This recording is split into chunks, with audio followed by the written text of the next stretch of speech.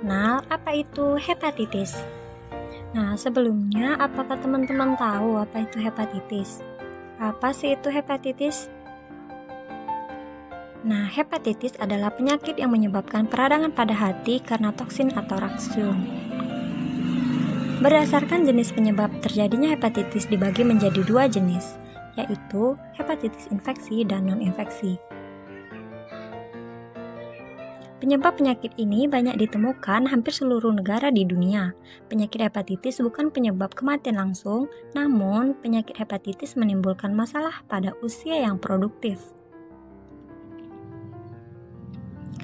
Nah, jenis-jenis hepatitis: hepatitis A, hepatitis B, hepatitis C, hepatitis D, hepatitis E. Hepatitis A. Penyebab penyakit A atau virus hepatitis A merupakan virus genom RNA yang termasuk ke dalam famili Phycocornavidae berukuran 27 nanometer dengan bentuk partikel yang membulat. Hepatitis B. Penyebab penyakit ini adalah virus hepatitis B, termasuk DNA virus famili Hepavarnavirus.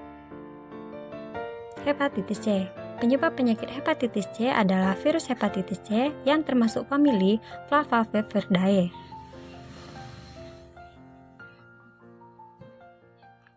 Hepatitis D.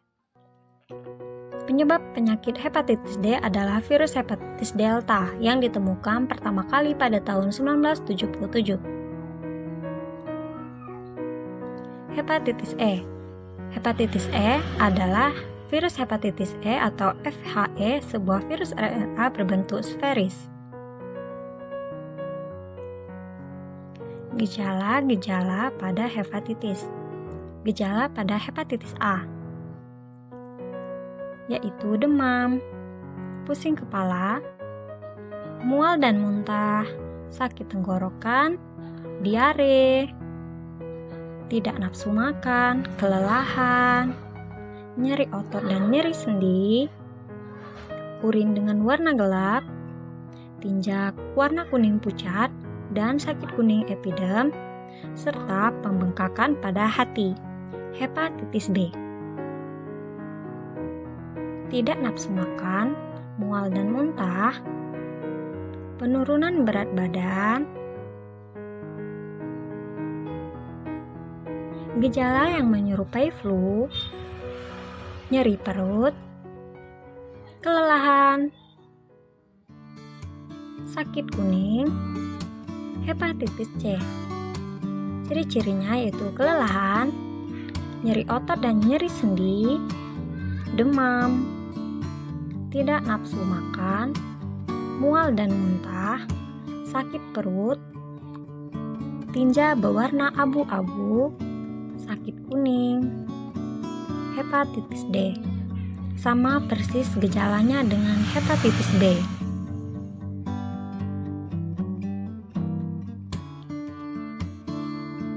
Hepatitis E. Kelelahan, tidak nafsu makan, demam, nyeri perut, mual dan muntah, sakit kuning. Cara penularan dan faktor resiko hepatitis A.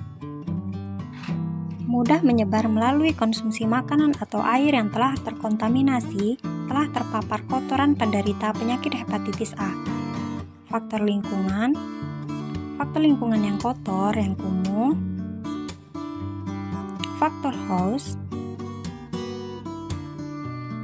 konsumsi makanan yang tidak bersih atau yang telah terkontaminasi, kontak dengan penderita,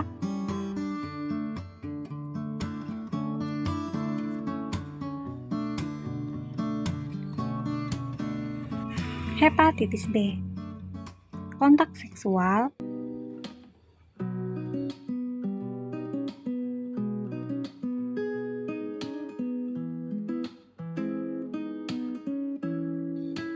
tidak menggunakan alat kontrasepsi, kontak darah,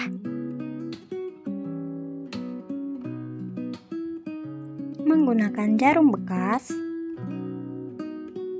kontak plasenta darah dari ibu kepada anaknya, kontak air liur, penggunaan sikat gigi secara bersamaan. Hepatitis C, kontak darah,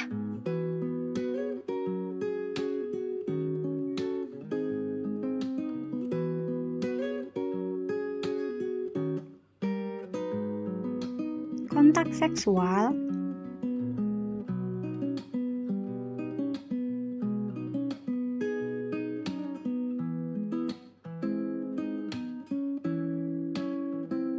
kontak plasenta dari ibu kepada anaknya, infeksi nosokomial.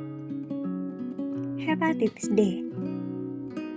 Hepatitis D atau virus delta hanya dapat berkembang biak dalam tubuh bila tubuh sudah mengalami infeksi hepatitis B. Hepatitis E, fecal oral route, penularan melalui perikutan dan perinatal, penularan melalui transmisi secara zoonotik dari babi maupun rusa. Pencegahan, yaitu dengan cara menjaga kebersihan diri dan lingkungan, selalu membiasakan makan makanan yang matang, menghindari alkohol, dan memperbanyak minum air dari berbagai barang pribadi, hindari seks bebas dan narkoba, tingkatkan daya tahan tubuh, olahraga yang teratur, serta beristirahat dengan cukup. Upaya pencegahan penyakit hepatitis. Pencegahan penyakit hepatitis berupa pencegahan non-spesifik maupun pencegahan spesifik. Pencegahan ini yaitu pencegahan terhadap infeksi hepatitis dengan menerapkan pencegahan secara universal yang baik dan dengan melakukan penapisan pada kelompok resiko tinggi. Pencegahan sebelum sakit. Pencegahan sebelum sakit ini bertujuan agar tidak sakit.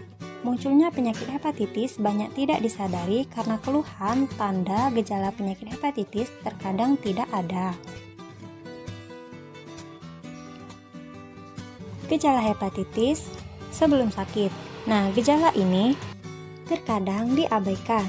Pencegahannya dapat dilakukan dengan melakukan tindakan health promotion. Kegiatan ini yaitu dapat berupa pendidikan kesehatan, penyuluhan kesehatan, dan lainnya. Pencegahan saat sakit. Pencegahan saat sakit ini bertujuan agar penyakit tidak bertambah parah. Semakin berkembang biak penyakit ini, maka semakin lama. Jika didiamkan dan tingkat keparahannya bisa semakin bertambah.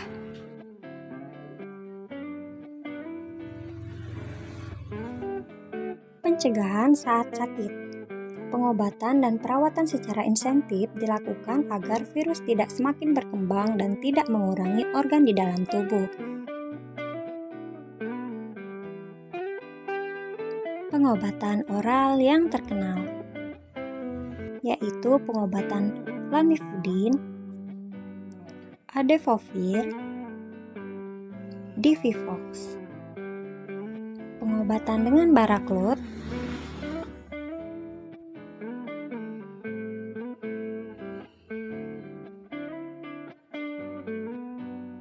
pengobatan dengan injeksi atau subkutan, yaitu pemberian satu suntikan injeksi yang memiliki kandungan partikel radioaktif pemancar sinar B berfungsi menghancurkan sel kanker hati tanpa merusak jaringan yang sehat di sekitarnya.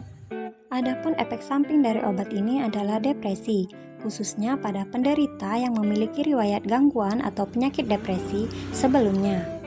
Monitoring secara berkala terhadap penderita yang belum melakukan pengobatan. Pengobatan dengan interferon, lamivudin, tenofovir bagi penderita yang telah memenuhi kriteria terapi. Pencegahan setelah sakit ini bertujuan agar penyakit tidak kambuh lagi. Setelah tindakan penanganan medis atau pengobatan dan perawatan dilakukan, sebaiknya ada upaya untuk melakukan pencegahan penyakit hepatitis. Karena jika penyakit ini menginfeksi tubuh kembali akan menginfeksi lebih parah dibandingkan sebelumnya. Pemberian HBIG dan vaksin hepatitis B sebaiknya dilakukan pada paha yang berbeda bagi yang mengalami inokulasi langsung atau kontak mukosa langsung dengan cairan tubuh penderita hepatitis B. Bila panjanan yang terjadi adalah kontak seksual, maka pemberian dosis HBIG 0,06 kg per berat badan harus diberikan sebelum 14 hari setelah panjanan dan tentu diikuti dengan imunisasi. Pemberian vaksin ini dilakukan pada waktu yang bersamaan, namun di lokasi injeksi yang berbeda.